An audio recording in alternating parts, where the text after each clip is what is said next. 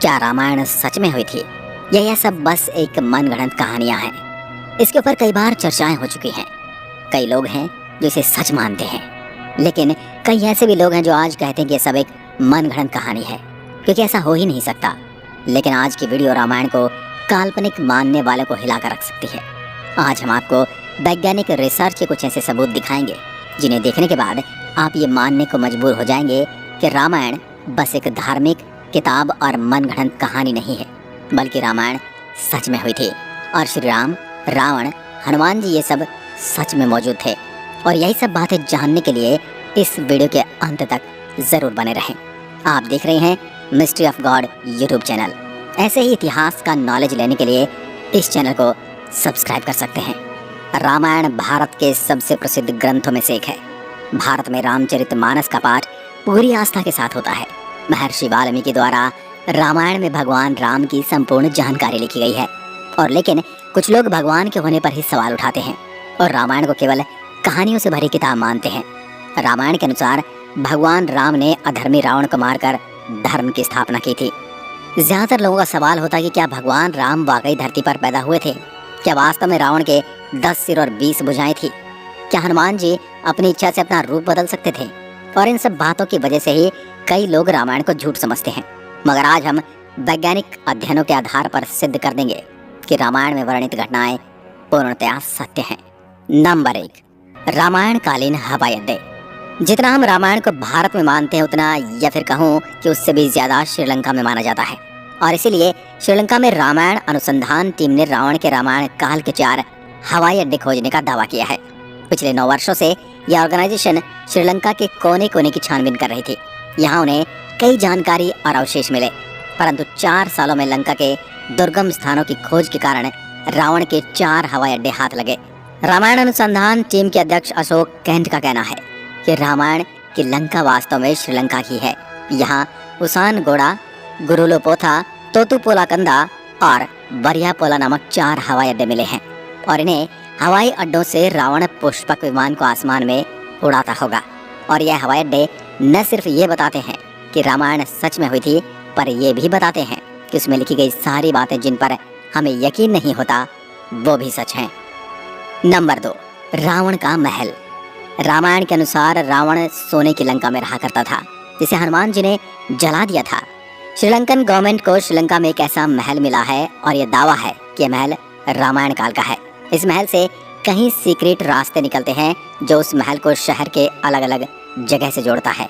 लेकिन जब research team ने इन पर रिसर्च की तो पता चला कि गुफाएं नेचुरल नहीं बल्कि किसी समय ने इंसानों द्वारा बनाया गया था। श्रीलंकन हिस्ट्री के अनुसार रावण शहर के अलग अलग हिस्सों में अचानक से ही प्रकट हो जाया करता था और पलक झपकते ही उन हिस्सों से गायब होकर अपने महल में पहुंच जाता था। इसलिए जानकारों का मानना है कि रावण इन्हीं गुप्त रास्तों का इस्तेमाल किया करता था। अब इतने बड़े एविडेंस को हम कैसे नकार सकते हैं? नंबर 3, अशोक वाटिका के सबूत। रामायण के अनुसार रावण ने माता सीता का हरण करके उन्हें अशोक वाटिका के अंदर रखा था।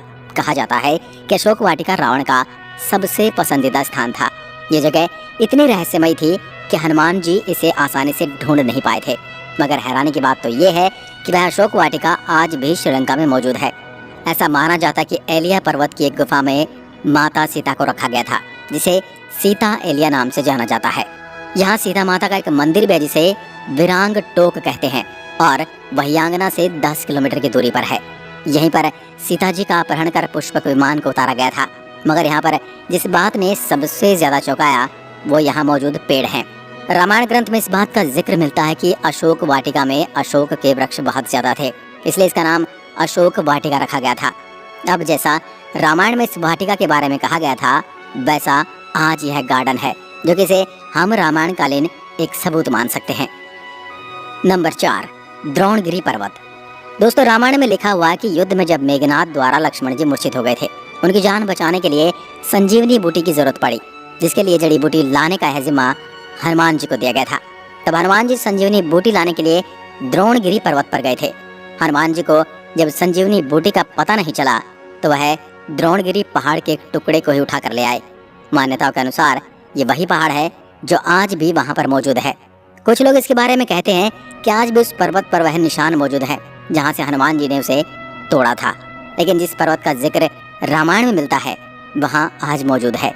जड़ी बूटी देने के बाद हनुमान जी ने इस पहाड़ के टुकड़े टुकड़े कर इसे श्रीलंका में फेंक दिया था। जहाँ जहाँ इस पहाड़ के टुकड़े गिरे वहाँ के पेड़ पौधे और जड़ी बूटी बाकी जगहों से अलग होती हैं। और सच में श्रीलंका में कई कमाल की जड़ी बूटियाँ मिलती हैं। श्रीलंका में हिमालय की जड़ी बूटियों का मिलना इस बात का पर्याप्त सबूत है कि लक्ष्मण जी को संजीवनी देने की घटना पूर्ण रूप से सत्य है, क्योंकि ये जड़ी बूटियों के पौधे उस स्थान पर मिले हैं जहाँ पर लक्ष्मण जी को संजीवनी दी गई थी, जबकि दूसरे हिस्से में इस प्रकार की कोई जड़ी बूटी नहीं मिलती।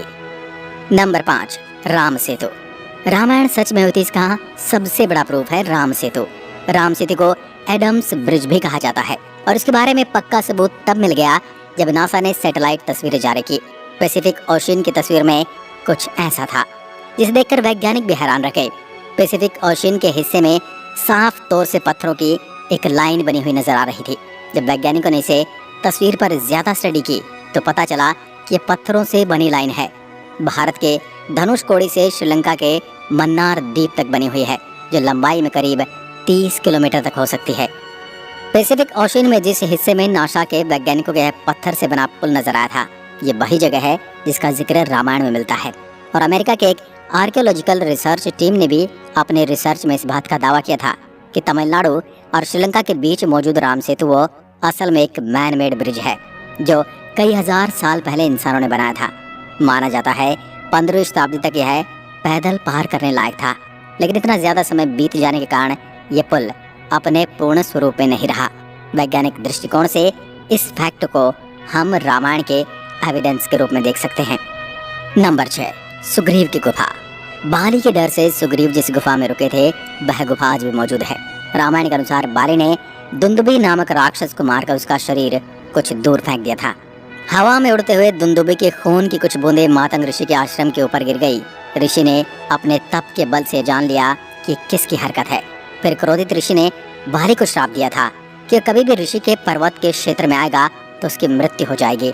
सुग्रीव को राज्य से निकाले जाने पर वह इसी जगह पर आए थे, क्योंकि वह जानते थे कि बाली यहाँ नहीं आ सकता।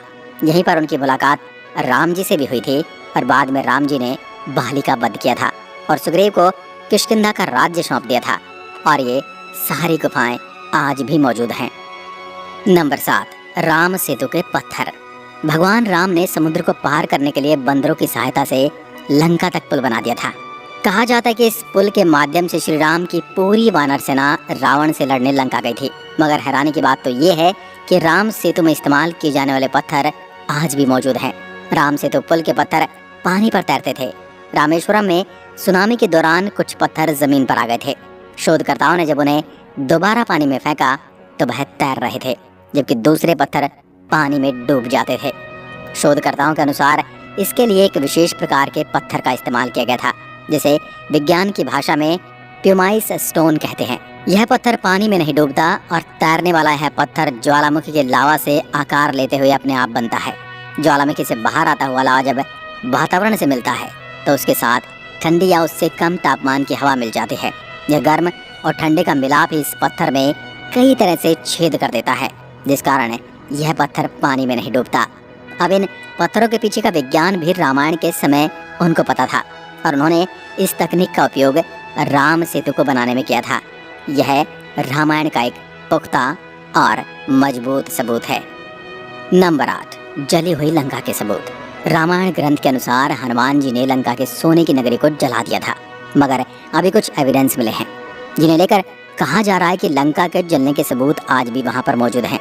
जिस जगह पर श्रीलंका को जलाया गया था वहां की मिट्टी आज भी काली है, जबकि उसके आसपास की मिट्टी का रंग वैसा ही है जैसा कि नॉर्मली मिट्टी का होना चाहिए।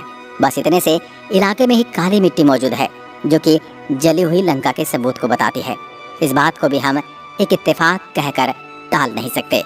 अब जब आपको इतने सारे प्रूफ दिए जा रहे हैं, यहाँ तक कितने सारे प्रूफ कोई इत्तेफाक नहीं हो सकते, तो इसलिए यही साबित होता है कि रामायण सच में घटित हुई थी। आपका क्या विचार है, हमें कमेंट में लिखकर जरूर बताएं। एक बार फिर मिलते हैं एक और ऐसी दिलचस्प वीडियो के साथ। तब तक के लिए नमस्कार। जय हिंद, जय भारत, जय श्री राम।